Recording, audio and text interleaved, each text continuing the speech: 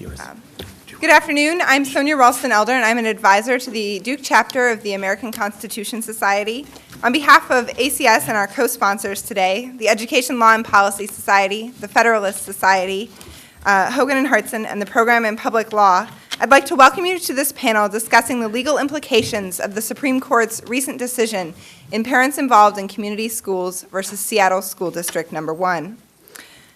Our distinguished panel today includes moderator Erwin Chemerinsky, the Alston and Bird Professor of Law and a Professor of Political Science here at Duke, Neil Siegel, Associate Professor of Law and Political Science at Duke, Anurima Bhargava, Director of the Education Practice at the NAACP Legal Defense and Education Fund, Audrey Anderson, a partner from Hogan and Hartson in the Education and Litigation Groups, and Roger Clegg, President and General Counsel of the Center for Equal Opportunity.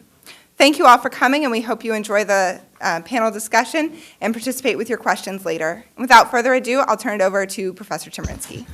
Good afternoon. Thank you so much for coming. The format we're going to follow is I'm going to briefly describe the case for you, in case you haven't read it yet. Then I'm going to ask each of the panelists in order to give 5 minutes of their perspective about the decision and what it's likely to mean. Then I'll ask a few follow-up questions of them, and then we'll open it up to you for your questions. We're talking here, of course, about a very important decision. Came down on June 28th of this year, Parents Involved in Community Schools for Seattle School District Number 1. It actually came to the Supreme Court as two separate cases. They were briefed and argued separately. They're decided under the single title. Parents Involved in Community Schools for Seattle School District Number 1 obviously involved the Seattle Washington schools. The companion case, Meredith versus Jefferson County, involved the Louisville schools. What was common to both of these cases is that the school districts use race as one of the factors in assigning students to schools so as to achieve desegregation. In Seattle, it was about choosing which students would be able to attend high schools that were oversubscribed. In Louisville, it was a program that began at the lowest grades. There were many factors that were used in assigning students, such as sibling preference, but one of them, especially for schools that were not racially diverse, was race. And so the issue was squarely before the court as to both these cases, as whether schools could use race as a factor in assigning students so as to achieve desegregation. It's important to note that in both instances, the lower courts had upheld these programs. The Ninth Circuit in an en banc decision did so. The Sixth Circuit did so, affirming a long opinion of the district court. The Supreme Court reversed in a 5-4 decision. Chief Justice John Roberts announced the judgment of the court. It's very important to your understanding of the case and to our discussion today to recognize that Chief Justice Roberts' opinion in part was a majority opinion, that is 5 justices signed on to it, but in part was only for a plurality. Justice Kennedy concurred in the judgment in part, and so as lawyers try to figure out, as lower courts try to figure out what it means, it's going to have to focus a good deal on Justice Kennedy's opinion, where he didn't agree with Chief Justice Roberts' plurality. Where Chief Justice Roberts was writing for the majority was at the outset in saying that strict scrutiny is to be used in evaluating government programs that use race in assigning students. For those of you who hadn't had con law yet, or will have this spring, strict scrutiny is the test when the court doesn't defer to the government, when it wants to engage in its own intensive review. Under strict scrutiny, a law is upheld only if it's necessary to achieve a compelling government purpose. There are many who have argued that when the government is using race to benefit minorities, it should be less than strict scrutiny, more deferential to the government, but the majority rejects that here. The part of the opinion that was only for a plurality of 4 justices, that is, Roberts was joined only by Scalia, Thomas, and Alito, he said that the government does not have a compelling interest in achieving desegregation here. He pointed out that neither of these school systems were adopting their programs as a remedy for equal protection violations. Louisville, Kentucky previously had been a school system segregated by law. There had been a federal court order for desegregation, but he pointed out that order had been lifted. This was a voluntary desegregation program, not in response to an equal protection violation. Seattle also had not been found to violate the Constitution when it adopted its program. Chief Justice Roberts said that here, diversity in the classroom in this context is not to be regarded as a compelling government interest. He distinguished earlier cases that had found diversity to be a compelling interest, and he found that the goal of racial balance isn't a compelling interest. He said, though it may be called desegregation, this isn't a situation where it is to remedy a constitutional violation, so here racial balance isn't to be regarded as a compelling interest. I should point out that as to this, Justice Kennedy, in his opinion concurring in the judgment, disagreed. He believed that there is a compelling interest in achieving desegregation under these circumstances, and certainly the 4 dissenting justices would have found a compelling interest. Chief Justice Roberts, writing for the majority, said that these programs were unconstitutional because they weren't necessary to achieve the goal. In order for a law to be constitutional, that must be both a compelling interest and it has to be necessary under strict scrutiny. He pointed out that these programs achieved relatively little in the way of desegregation. He said in order for the government to use race in assigning pupils, it has to prove that no race-neutral alternative can achieve the objective. He said that the government here, in both these cases, failed to prove that there was no race-neutral alternative that could achieve the goals.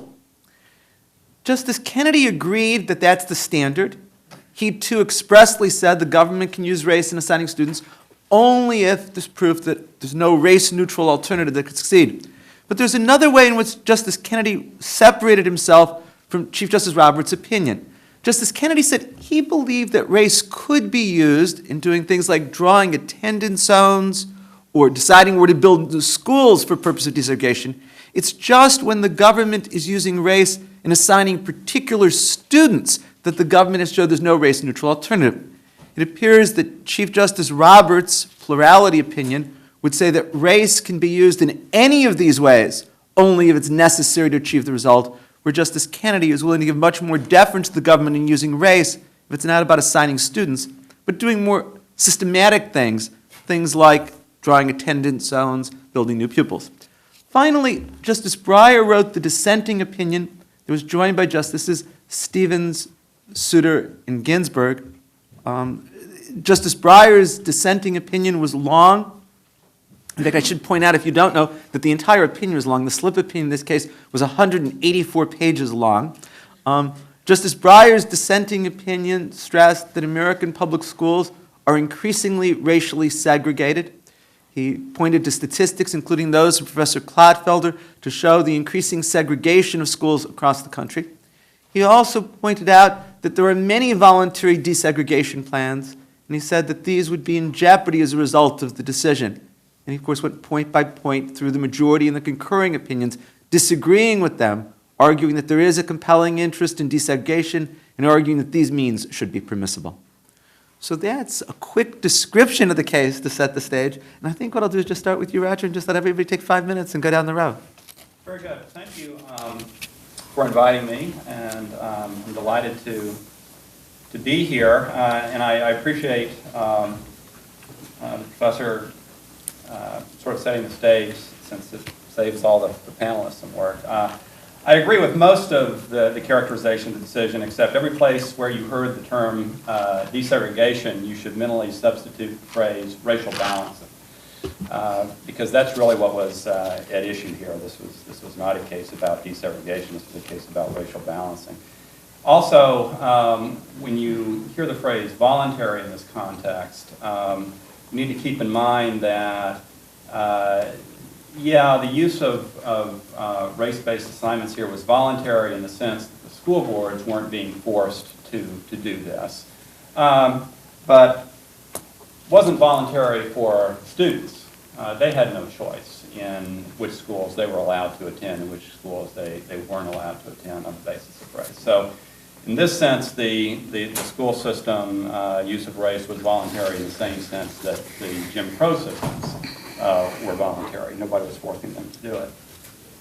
Well, I'm just going to very quickly give you 10 things that I think will result, or 10 legal implications of the decision, 10 lessons, legal lessons to be glean from the decision. And I'm going to have to talk very fast because I don't have a lot of time. But first thing, we won. That is, the school system's use of race and ethnicity was struck down as unconstitutional. That's an important thing to keep in mind here this afternoon as you listen to different characterizations of the opinion. Also, this is not a situation like Bakke where you have a 4-1-4 decision. Justice Powell's opinion in Bakke was different than Kennedy's opinion here because Powell really went off on a completely different tangent than any of the other 8 justices. Here, Kennedy, as Professor Chemerinsky describes, joined most of Chief Justice Roberts' opinion.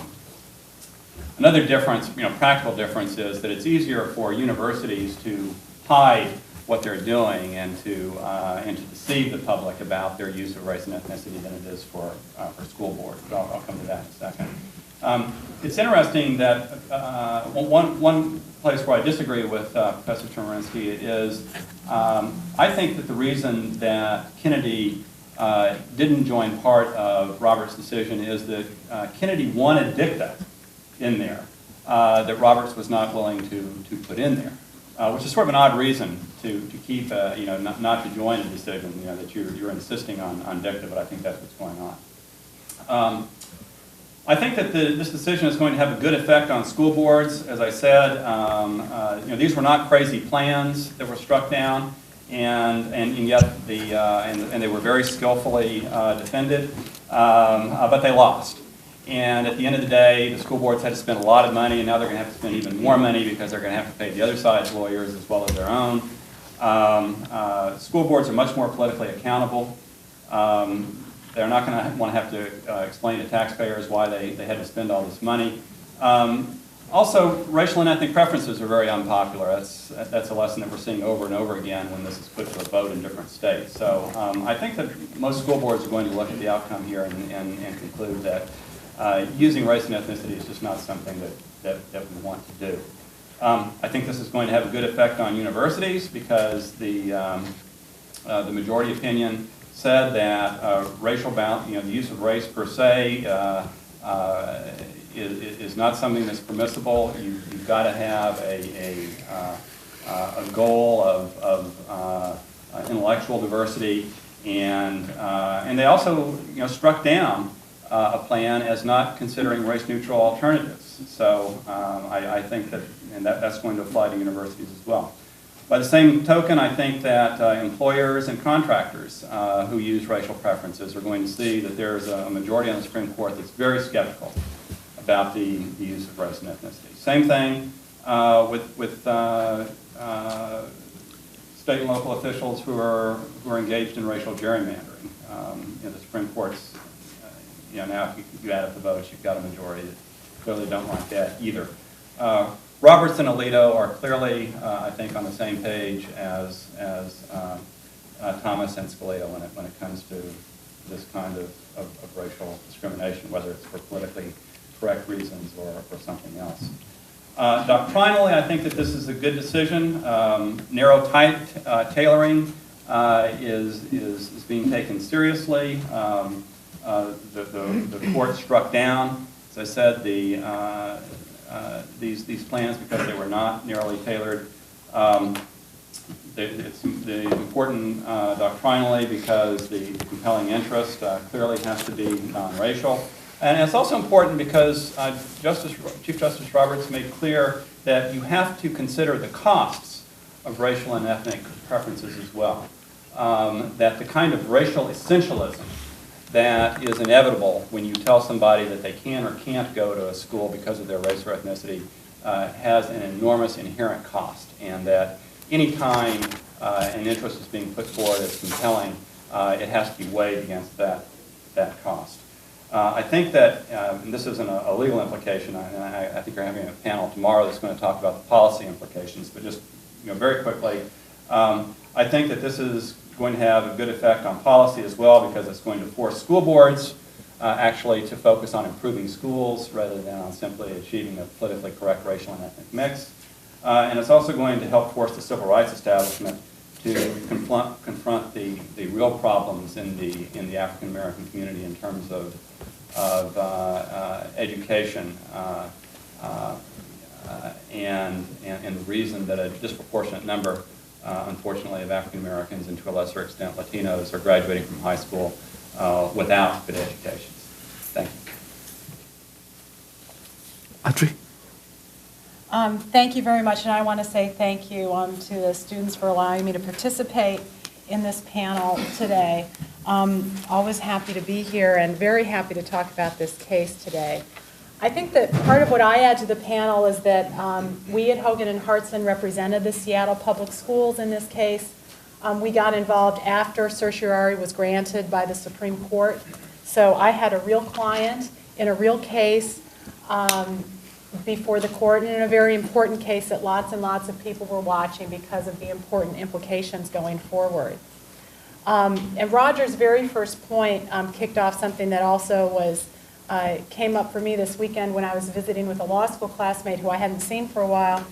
And he said, well, Audrey, how does it feel to have lost the most important case of your career? And I had to step back for a moment because the first thing you have to realize is that the Seattle School Board had not used the plan that was before the Supreme Court since the 2001-2002 school year. They had stopped using that plan. So the specific plan that we were defending was not being used by the board and was unlikely to be used by the board going forward because of changes in the demographics in Seattle and a change in the school board and a change in what was going to be best for the students going forward. So the school board was interested in pursuing the broader point. And in some ways, that broader point is still very much alive, and the opinion of Justice Kennedy is going to be very important going forward. So going into the case, like so many Supreme Court advocates, everybody was looking at Justice Kennedy. How can we persuade Justice Kennedy? It was pretty clear what the four justices on either side of Justice Kennedy would likely do. So the game was all about convincing Justice Kennedy. And this is something that Hogan and Hartson were used to in this kind of context. We have represented school districts for more than 25 years on issues having to do with student assignment and race, and so we're used to going up before judges who have very preconceived notions about what our clients are doing and whether it's right or wrong, often without understanding at all what it is really that our clients are or are doing. So did we win or lose? Well, certainly we lost at the end. We were trying to get the Ninth Circuit's opinion affirmed, and it was reversed. There will be further proceedings down below. So in that sense, we lost. The holding here, though, is very narrow. I disagree with Roger in terms of characterizing how much of the Chief Justice's opinion Justice Kennedy joined. We have a holding that strict scrutiny applies, which is not something that we were ever arguing against. We agreed with that. We have a holding that the interest that the court found compelling in the Grutter case having to do with the University of Michigan Law School is not the same interest that the school districts are putting forward from Louisville and Seattle. We agreed with that too. We agreed that it was a different interest. We thought Grutter was an important precedent that helped us, but we agreed that it was a different interest. They also held that the plans at issue were not narrowly tailored.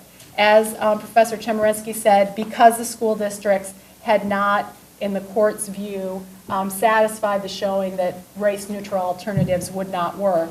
But the specific things also, in addition to that they picked out, are very particular to those plans. In Louisville, Justice Kennedy and the parts of the Chief Justice's opinion that Kennedy joined says that the Louisville School District wasn't transparent enough in just how it was using race. And that was a problem. For Seattle, they said the problem was that in Seattle, students were identified as being white or non-white, rather than all the different racial and ethnic groups that make up the Seattle population. Now, we thought we had put forward enough to show why that particularly made sense in Seattle. The court disagreed with us. But when you look at the things that Kennedy was not willing to go along with, that's where it becomes much more nuanced, and I think that it's much harder to say that we completely lost this case. So our opponents, for example, argued that any consideration of race by a school district would be violating the Equal Protection Clause. So our opponents argued that if a school board looked at what the racial composition of a school would be if they placed it here rather than here, just that consideration would violate the Equal Protection Clause. Justice Kennedy clearly does not agree with that. 5 votes on the Supreme Court clearly don't agree with that right now. Justice Kennedy refused to find that there was no compelling interest. In fact, he said there is a compelling interest in a diverse K-12 student body if diversity is looked at not just on racial factors, but other factors as well. And I think that it's important. I want to read just a little bit of what Kennedy said that I think shows that I think helps support the fact that it's not. He refused to agree with the majority opinion, not just because they weren't willing to add some dicta that he wanted, but Justice Kennedy expressed concern that the majority opinion is at least open to the interpretation that the Constitution requires school districts to ignore de facto segregation in schooling. And then he also said, to the extent that the plurality opinion suggests the Constitution mandates that state and local authorities must accept the status quo of racial isolation in schools, it is profoundly mistaken. So the legal implications are that there are, at least right now on the Supreme Court, there are 5 votes to support that there is a compelling interest. How the narrow tailoring is going to work is going to be a little trickier, and we're going to have to work that out over the years through more plans and through likely more litigation. So, the implications are left to be seen, but I think that it's a much more nuanced view than Mr. Clegg would have you think. Thank you. Anurima? I actually want to tell a story, and I want to tell a story about Louisville, Kentucky, because I think that some of what school districts and communities around this country have been trying to achieve over the last 50, if not longer, years has been about bringing a high-quality, inclusive education to their kids, to their communities, and making sure that the communities that they grow up in are ones that are reflective of the democracy and the communities in which we now live. And so the reason I want to spend some time on Louisville, Kentucky is because it is a story of transformation. And it started well before 1975, which is incidentally the year in which I was born. It started at the time of Brown. And and I'll come back to some of the questions about language in this case, but a lot of what these decisions are about are what was and is the promise of Brown and what it meant for communities going forward. And for Louisville, it meant that in 1975, when a court ordered that the schools be integrated, there were riots in the streets. There was all of the different the different sort of images and stories and tensions that you may have heard about, read about, or maybe you haven't heard about, read about, but I think it's important to understand that that's where Louisville started. It was a segregated community that people didn't want their kids to go to school together. And in 1975, that started to change. A generation later, in 2000, when the court found that Louisville had eliminated the vestiges of segregation, was no longer in violation of the Equal Protection Clause, there was a community that decided on its own that it wanted its children to go together, to go to school together. And when I've spent a lot of time in Louisville, and when you talk to parents in the communities, they talk to you about how different their schooling was, how different the time was, and how important it is that their children now have a chance to go to school with other white kids, go to school with other black kids, go to school with kids from different educational backgrounds, different class backgrounds. That's very much part of Louisville's story. And so for them, for a community that more than 80% of white and black parents, and this is in the record, this is not questioned or disputed, more than 80% of white and black parents in Louisville supported these plans. This is a story of that community making a choice, and in that way is very much voluntary, to have diversity and have racially inclusive schools be something that they think is important as part of a quality education. It is also a story of parents who had a lot of choices.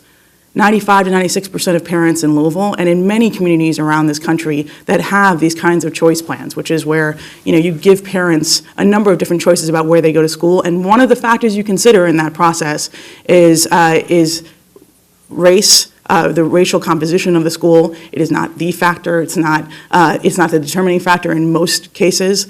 But one of the things they considered was we want to make sure that our schools don't go back to being segregated. We want to stem the tide of resegregation that has really taken hold in much of America today.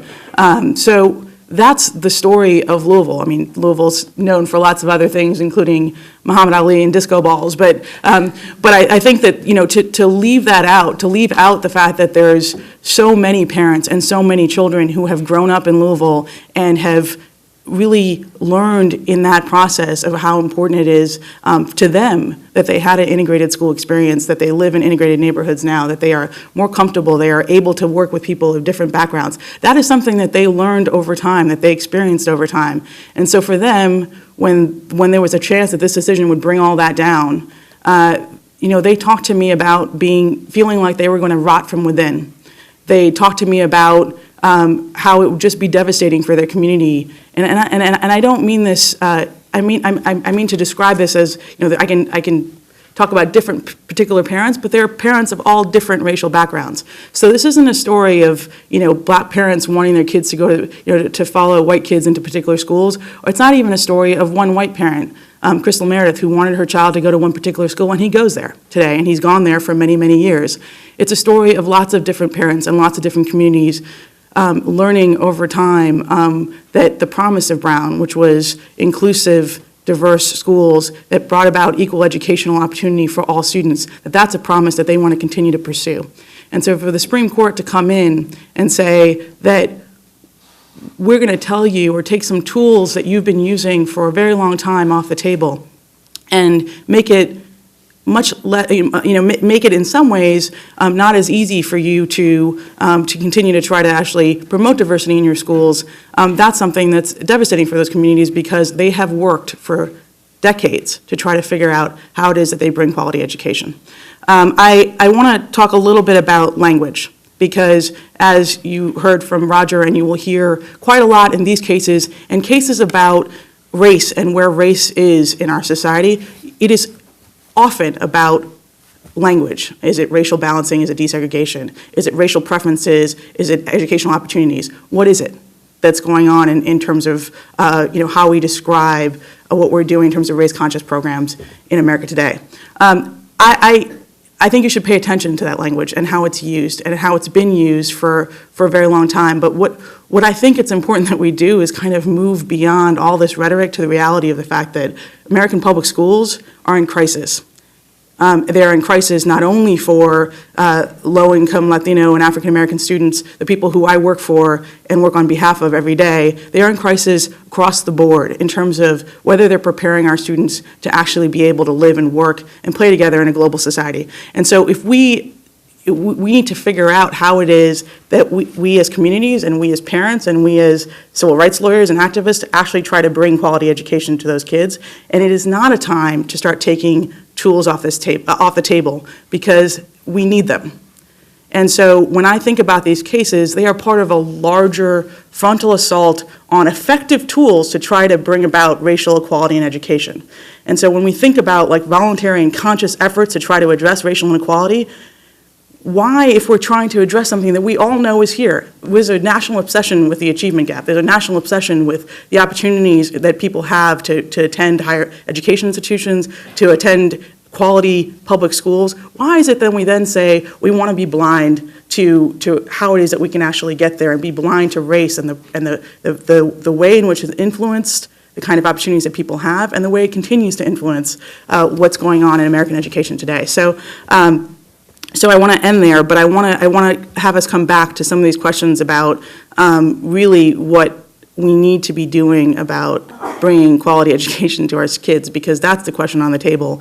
And these decisions, and I think all of you have a decision summary and a Kennedy fact sheet that we've put together. I think that much of what you want to say about these decisions, and I would want to say about decisions, are there. So I'll leave it at that.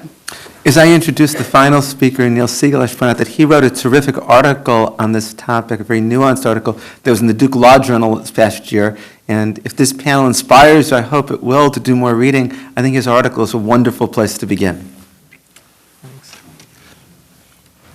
He's my publicist. Thank you, and thanks to ACS for inviting me, and I wanted to welcome my co-panelists to Duke. It's wonderful to have you. What I hope to do in a short time is to give you my take, which I understand to be analysis more than advocacy about what happened and how do we understand this decision, as well as offer a legal implication as well as an intellectual implication, or at least an intellectual puzzle. In terms of what happened, I understand this case as a 4-1-4 split. There's 184 pages of opinions. If you want to know the law and you don't have time for all 184, read Kennedy's partial concurrence in the judgment. It's about 20 pages. That is the law now. Kennedy rejects the plurality's view that there isn't a compelling interest here. He says there's a compelling interest in avoiding racial isolation. There's a compelling interest in racial diversity if diversity is conceived in a certain kind of way as more than just race or ethnicity. And he calls the plurality profoundly misguided for at least lending itself to the interpretation that it disagrees with that. At the same time, Kennedy distances himself from the four justices in dissent and doesn't recognize their rendition of precedent and disagrees with their refusal, at least in their opinion, to acknowledge any kind of constitutional limits of the use of race in student assignment. So I do think Justice Kennedy is where all the action is, and he has made the law here. In terms of, we won, no you didn't, I mean, opponents of affirmative action won Bakke. Congratulations, right? I mean, so in terms of what happens in terms of the judgment, the reality in terms of who wins can be very different. And here, I think, in terms of the legal implication, I think it's genuinely uncertain now to what extent which side won, which side didn't. What Justice Kennedy says is you can't use individual racial classifications in student assignment except as a last resort, except if you try other means first and they don't work. He doesn't say exactly, do you have to actually try and implement it? Do you have to think about it and then it fails? He doesn't say exactly what it means to use formally race-neutral means first, but he says you can't use individual racial classifications except in extraordinary circumstances. That sounds like a high threshold, a hard hurdle to meet. So I do think there is a tool that's regarded as important by communities that want to engage in I don't want to pick sides in terms of the language, right? But in terms of having racially mixed schools, having students of different backgrounds, different races, different ethnicities, right? He has taken one tool off the table, and he says very confidently at the end of his opinion that shouldn't be a problem. School districts should be able to use their creativity and resources to achieve their compelling interest in racial diversity and avoiding racial isolation. He's very confident about that. He doesn't offer any evidence. And in fact, it's genuinely uncertain right now how much, I'll call it racial integration, can be achieved in the absence, right, of individual racial classifications. He says specifically that communities can use race-conscious attendance zones. They can cite schools with race in mind. They can do targeting and outreach and faculty and student recruitment, all with race in mind. So in what sense are these race-neutral alternatives? Right, when the intended effect of using them is race. If Kennedy had taken these tools off of the table, then the consequences would have been devastating to the cause of having racially diverse student bodies. So, for example, the Louisville Communities Plan, in essence, remains constitutional. About 2 or 3% of assignments were based upon individual classifications. That's going to need to change as a result of Kennedy's opinion. Most of the integration that Louisville achieved was through using race-conscious attendance zones, sometimes with non-contiguous boundaries. It's the race-conscious attendance zones that generated most of the integration. Kennedy has said explicitly that's still constitutional. What we're going to have to see going forward is, in different communities facing different circumstances, how much integration can they achieve and at what cost, right? Because this is not costless in many ways. So I think there's sort of a split decision with Justice Kennedy really controlling the outcome, and the extent to which one side or the other won, we're just going to have to see. right? We're just going to have to see. In terms of the intellectual, the intellectual puzzle here, right? What is going on when Justice Kennedy says you can be race conscious in drawing attendance zones, but you can't be race conscious in classifying individual students? In fact, you can be race conscious in drawing attendance zones even if you're much more race conscious than you are in using individual classifications, right? What's going on there? And what I want to suggest is that Justice Kennedy is doing a version of what Justices O'Connor and Breyer did in Grutter and Gratz, by saying you can use race as a plus factor in admissions in universities, but you can't use 20 points. And what Justice Powell did in the Bakke case, when he said you can use race as a plus factor, but you can't use quotas, right? And the idea, it seems to be, that the same degree of race consciousness is constitutional or not, right? Not based upon whether race is actually being used, but the way in which it's used, right? And I think the implicit judgment is that certain uses of race are more balkanizing to a community, are more demeaning to the individual than other uses of race, right? And so this is one way in which Kennedy, like O'Connor before him, like Powell before her, is trying to craft a form of constitutional law that people who robustly disagree about American identity, about constitutional foundations, right, can recognize as their own, at least to some extent. And it puts real pressure on a fundamental rule of law value that we call transparency. Right, is part of what's going on here. Not that government's using race, but it's using race in a way that really impresses on people that they're using race. Right? Does the judgment that certain means are less balkanizing than others depend upon people not really recognizing that certain ways that government acts is more like other circumstances than they realize? That there isn't so much of a functional difference between a plus factor and a quota, or a plus factor and 20 points, or a race-conscious attendance zone, right, and a use of an individual racial classification. That's great. Let me ask a question of each of the panelists. What can school systems do now to remedy de facto segregation, and is it likely to be effective? That seems to me the bottom line after this case. If you're representing school boards or you're advising school boards, regardless of your views, what can they do to achieve less, and I'll use the phrase de facto segregation, and is it likely to work? And if each of the panelists could address that. Well, we'll go Yeah, why not? order. I think it's very unclear what kinds of race-conscious measures school boards can undertake to ensure a politically correct racial and ethnic mix. I think that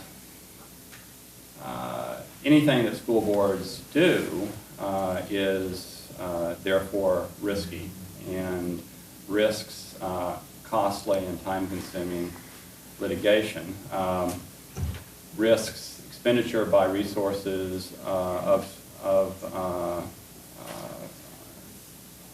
that could be better used on improving schools.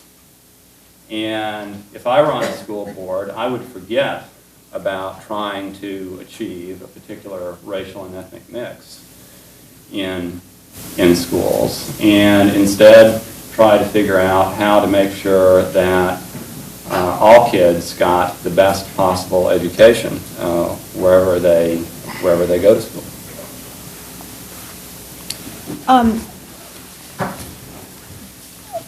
This is something that we are doing, advising school districts on what they can do now.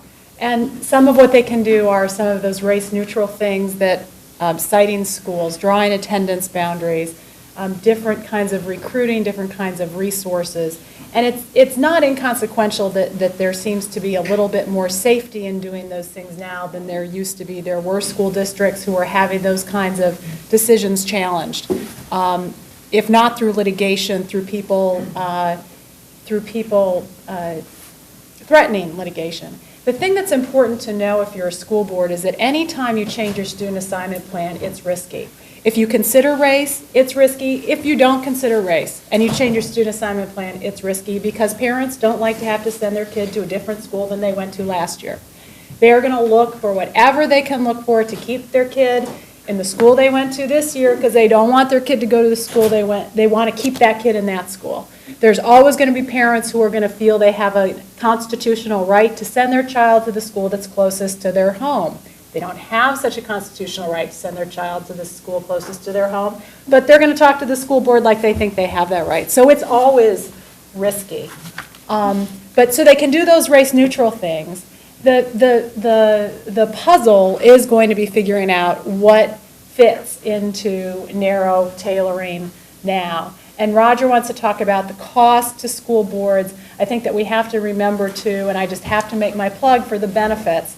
As Anurima was talking about the Louisville community, but many communities across the country have found that there are benefits. There's lots of social science research that there are real benefits to students attending schools that have racial and ethnic diversity to them, and that we will continue to be looking for tools that school districts can use. There are people on both sides. Some of the social science researchers are saying that there really isn't, it's going to be very difficult, if not impossible, to get real diversity in some communities. I don't want to be that pessimistic. I want us to keep trying. There are creative school boards across the country who are trying to come up with more nuanced plans. And I think tomorrow the panel is going to be talking about some more of those kinds of things. Some are race neutral, but I think that there will be some race conscious things that people will continue to try. Just so there's two questions. The first is really what can school districts do, and I think a number of different people have touched on them. I just wanted to recharacterize something. I think that the strategic site selection of schools, the targeting of resources to special programs, the tracking of enrollments by race, all of these things are explicitly, in Kennedy's opinion, race-conscious measures. He talks about them that way, and I think that he allowed for and gave safe harbor, frankly, to, as Audrey just said, a number of measures that school districts were doing where they weren't really sure, there wasn't some kind of certainty as to whether or not they would be permissible. And I think, obviously there's a question about what, what the boundaries are here, but there is safe harbor given to these, these race-conscious measures. And then, as Professor Siegel mentioned, the individual racial classifications as a last resort is a second, and then there's a third. And this is the language that I think, there's a question about what he means by this, which is that you can use race as a factor if it was, in a more nuanced individual evaluation of school needs and student characteristics. And so that's what that means, and that's on page 10 of Kennedy's opinion, is where the uncertainty lies. So I think that there's a safe harbor given to race-conscious measures. There's certainly a recognition that the pursuit of diversity and the avoidance of racial isolation in schools is a compelling interest. It's the first time that you have a majority of justices that recognize that in the K through 12 context.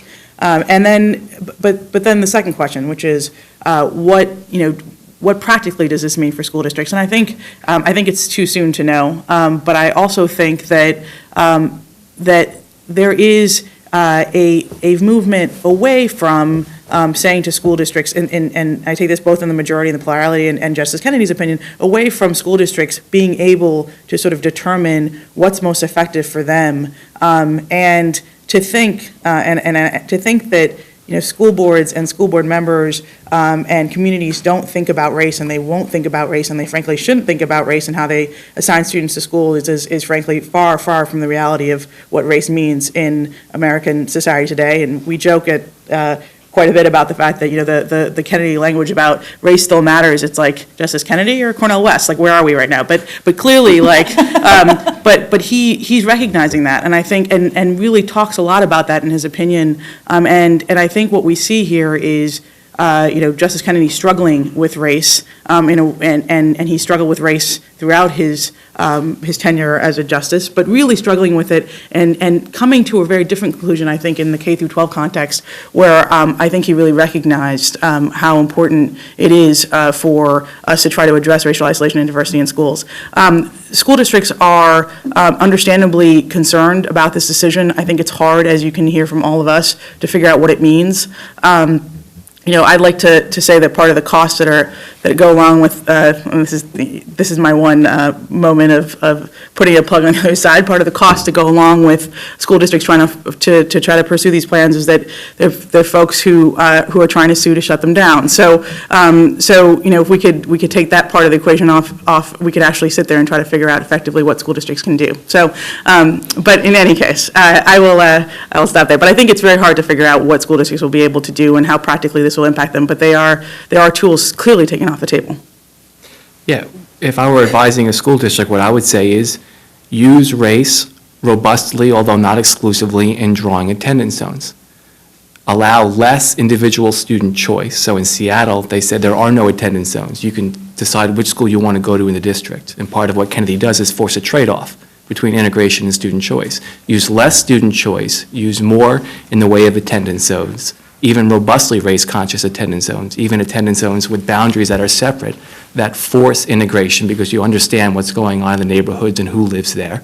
Make it clear that it's not just race, it's also geography, it's also siblings in the same schools. Mix it up.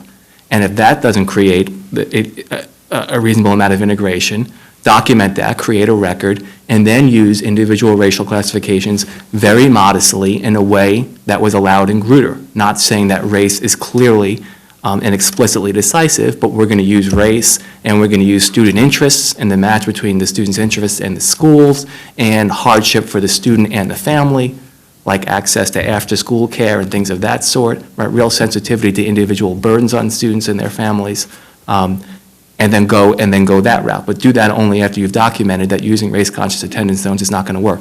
Berkeley has a plan now, Berkeley, California has a plan now that seems to me much more likely than not constitutional under Kennedy's opinion. It breaks the district up into race-conscious attendance zones, and it does it not on the individual level, but on the neighborhood level, right? It looks at 4 or 5 city blocks at a time, right, and aggregates from there, and is able to force naturally, it's able to create integrated schools because it's doing it based on neighborhoods that are racially identifiable, but then you bring different neighborhoods together, right? Avoiding individual racial classifications, seems to me Kennedy would allow that. Let me ask one more question. I ask you to briefly respond. And several of you touched on it. Can Grutter versus Bollinger survive this decision? Grutter was the Supreme Court case in June of 2003 that said that colleges and universities have a compelling interest in a diverse student body, that college universities may use race as one factor in admission decisions to benefit minorities to enhance diversity. Justice O'Connor wrote for the court, joined by Justice Stevens, Souter, Ginsburg, and Breyer. If each of you could just quickly tell me what you think this is going to mean for affirmative action at the college, the law school level. Well, I look forward to the day that the Supreme Court has the opportunity to reconsider its misguided decision in Grutter. As I said in my opening remarks, I think that there are 5 justices who clearly don't like the use of racial and ethnic preferences. And I think it's true that the underlying issues are very similar in the university context as they are in the K-12 context. And I think that the kind of disputed and ambiguous social science evidence that's relied on to justify racial and ethnic preferences is quite vulnerable and does not create a compelling interest, particularly when you consider the costs of racial discrimination, particularly when you consider that the best that this kind of diversity can achieve is very marginal kinds of improvements in education. By the way, on Kennedy and how he's likely to vote, of course he dissented in Grutter, and I wouldn't assume that any attendance zone is going to get Kennedy's blessing either. He's been willing to strike down racial gerrymandering in the voting context.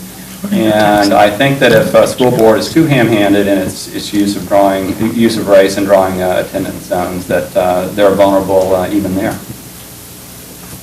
I think that, just based on reading the opinion, Grutter has clearly survived. They haven't touched it. The Chief Justice's opinion at times tries to wrap himself in O'Connor's opinion in Grutter by saying that this is not Grutter. This is not the same thing as Grutter. So they very much, the opinion in the Seattle-Louisville cases, I think, very much leaves Grutter alive based on the fact that the interest involved is different than the interest at the K-12 level, and based on the fact that in Grutter they said the plan passed muster where there was individualized consideration of students on a range of factors in addition to race. So I think I was actually somewhat surprised at the extent to which the Chief Justice's opinion used Grutter.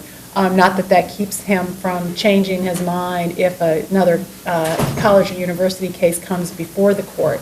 But I think that Grutter is safe for now and probably for a while.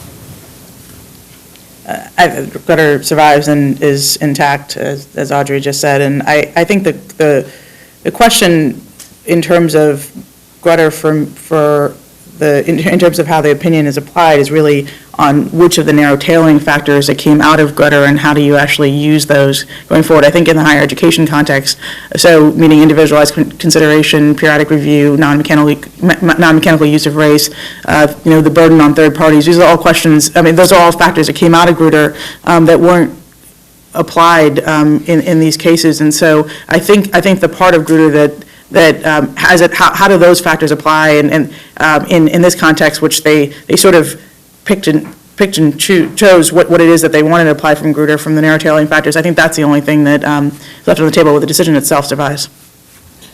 Well, the court is a they, not an it, right? It may not be the same they when the issue comes back before the court. So we just don't know. And even if it is the same court and Kennedy, or at least Kennedy's still in control, if he's still in the middle, I still think it's uncertain. On the one hand, he dissented in Grutter, and he thought it was sort of a sham for a quota program. On the other hand, he agreed that there was a compelling interest, right? And he agreed that Powell had stated the correct constitutional rule in Bakke. He just disagreed with what he thought the University of Michigan was doing, which was not using race modestly, but using race robustly and trying to hide it. Also, it's striking to me that in Parents Involved, Kennedy seems to go out of his way to embrace Grutter. He says if you did use individual classifications as a last resort, you'd have to do it the way the court approves in Grutter, not just race, but race and other factors. He didn't need to go there, right? And he went out of his way, it seems, to embrace a decision from which he dissented. Now, it doesn't mean that he would vote to uphold it, but it might suggest that he's not in any hurry to revisit it. We have 10 minutes left, I think, for your questions. Please. And you direct it to one or all, however you want to do it. Well, specifically, I'd like to hear Professor Siegel's view and maybe Mr. Clegg's. Would a good characterization of Kennedy's kind of the holding in this be that you can't individually classify, no individual should be able to say, I can't go to a school solely because of my race? Do you think that holding would be upheld consistently? I think it's part of what Kennedy's saying, and I would say except as a last resort. Except after some extraordinary showing not present here. He says there is a compelling interest in avoiding isolation, in achieving what he calls racial diversity or racial integration, right? It can't be that that's compelling in theory, right, but unachievable in fact. But he thinks it will be achievable through general indirect ways at the level of attendance, so it's not at the individual level. Only if you can't do it in the general indirect kind of way can you use a classification, and then only in a certain kind of way, in a Grutter kind of way. Yeah, just to quote Kennedy, he says that school districts are free to devise race-conscious measures to address the problem in a general way, and without treating each student in a different fashion solely on the basis of a systematic individual typing by race, which I think that's what you said. But it's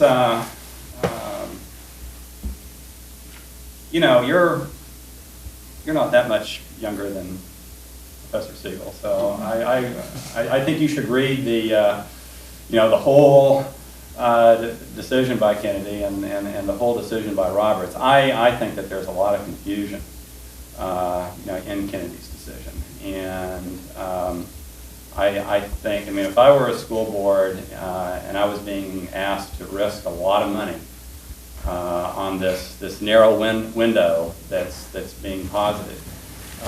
If using race and ethnicity, I would say thanks but no thanks. We're just going to focus on improving the schools, and we're not going to worry about the racial and ethnic makeup anymore. Do the other two panelists want to speak to the question? Next question, please. But isn't it difficult to just focus on improving schools without looking at race when you've got cities where people live in neighborhoods by race and schools get money based on property taxes, based upon neighborhoods where people live by race? I mean, how do you separate like integration from quality of your schools when it's not just schools where people are segregated, it's really in residential where people live that is also segregated? I'm going to give the two speakers who didn't answer the last question the chance to respond first if they want. I think you're hitting the nail on the head. So it's important to recognize that these cases are about how you can consider race, how it is that you can address voluntarily and consciously address racial inequalities. And so while the cases are about integration plans, I think at their core, they're really saying, in what ways can we think and look and consider race in that process? And I think what's scary about the plurality opinion is or Thomas's, which uses the word colorblind, I think 11 times, is that it really is, that opinion would gives us a sense that at least 4 of the justices on the Supreme Court would take away any sort of race-conscious tools to try to address what's going on in education today. And that would mean that, we couldn't take account of the fact that the reality of where people live, what kind of opportunities they have quite a lot to do with race today. They have quite a lot to do with class as well. But I think that colorblind notion is something that if it had taken hold, and Justice Kennedy explicitly rejects it, but if it had taken hold, I think it would have really taken, it would have been disastrous in terms of what it is that we can do in this country to try to continue to make sure that we move forward on racial equality. So yeah, I mean, I think you're hitting it right on the head. Yeah, I think that I just second what Anurima says, and I think another kind of example to put it home is one of the high schools in Seattle that was really one of the hot buttons of the case was Ballard High School, which was in a part of Seattle that was majority white and affluent, but the school had gotten to be rather run down, and it had ended up becoming kind of the school that a lot of African American students in Seattle went to. They were bused there. It had kind of become their school. It was not as diverse as this district itself as a whole was. What the school board did is they said, you know what, let's improve Ballard High School. They put a lot of money into a new building. They put some exciting new programs there. And oh my goodness, the people in the neighborhood, the affluent white folks, decided that they wanted to go to Ballard High School.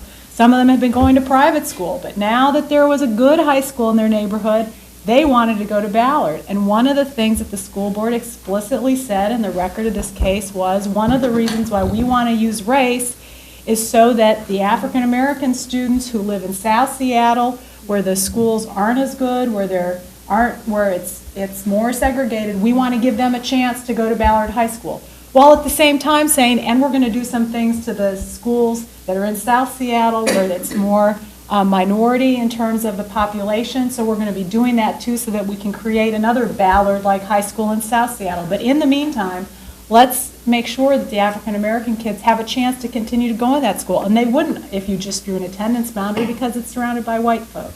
See, I think it's great to try to improve the educational opportunities that children have, particularly poor children. But poor children come in all colors, and rich children come in all colors. And I think what school boards should be doing is focusing on improving schools across the board, regardless of the race and ethnicity of the people who go there, and giving children more choice in where they go to school. Now, of course, the the left has very ambiguous feelings at best about improving the amount of choice that parents have. But in the final analysis, the only way that public education is going to improve is if public schools are forced to compete with one another and with private schools, and if parents are given more choice. But those choices should not be constrained on the basis of race and ethnicity. Neil, we got 1 minute left. You get the last word if you want. Well, I may only be 15 years old, but I'm proud to call Lily one of my students. I think there are certain, I think Roger's right, there are ways in which we can improve schools without focusing on race and ethnicity. I also think Lily is right that there's a lot of disputed social science evidence. One finding that I think is consistent in my understanding of the studies is that predominantly minority public schools systematically underperform even when controlling for school poverty. And the dominant finding is because almost all the experienced teachers are white, and experienced white teachers don't stay in predominantly minority schools over time. And so the way to get those schools to perform better is not to ignore race, but to create an integrated environment there so that the white teachers will stay, right? Now, no amount of saying we shouldn't focus on race, we should just improve the schools, is going to be responsive to Lily's concern. Please join me in thanking the panel for a wonderful discussion.